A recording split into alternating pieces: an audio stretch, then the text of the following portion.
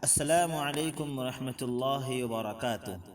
Radio HRDF میں آپ کا استقبال ہے۔ بصرہ شہر کے قریب بحیرہ نامی ایک راہب رہا کرتا تھا۔ ایک مرتبہ وہ اپنے معبد سے باہر نکلا اور اس نے ایک عجیب و غریب منظر دیکھا کہ ایک قافلہ ہے جس کے اوپر بادل نے سایہ کر رکھا ہے۔ اس قافلے کے قائد ابو طالب تھے اور اللہ کے نبی صلی اللہ علیہ وسلم بھی اپنے چچا کے ساتھ تھے۔ ایسا دیکھ کر اس نے انہیں اپنا مہمان بنایا۔ اس کے بعد اس نے نبی کریم صلی اللہ علیہ وسلم کی مہر نبوت کا جائزہ بھی لیا اور ابو طالب سے کہا کہ اللہ ان کو رحمت عالم بنا کر بھیجیں گے۔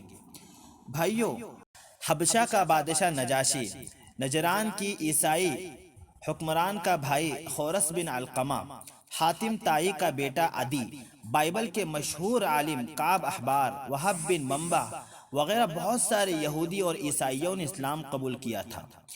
یہ لوگ قدیم آسمانی کتابوں کے بہت بڑے عالم و جانکار تھے۔ یہ لوگ حضرت موسیٰ اور حضرت عیسیٰ علیہ السلام کے بعد عرب میں آنے والے ایک نبی کے منتظر تھے۔ اس نبی کے بارے میں ان کی کتابوں میں بہت ساری پیشن گوئیاں موجود ہیں۔ مذکورہ عیسائی اور یہودی علماء نے جب قرآن سنا اور نبی کریم صلی اللہ علیہ وسلم کو پہچان لیا تو وہ سمجھ گئے کہ ہماری کتابوں میں جس سچے رسول کی خوشخبری سنائی گئی ہے وہ یہی ہے۔ جب انہوں نے قرآن کو سنا تو اپنے آنسوؤں کو نہ روک سکے، اور جب یہ لوگ وہ کلام سنتے ہیں جو رسول پر نازل ہوا ہے تو چونکہ انہوں نے حق کو پہچان لیا ہوتا ہے، اس لیے تم ان کی آنکھوں کو دیکھو گے کہ وہ آنسوؤں سے بہہ رہی ہیں۔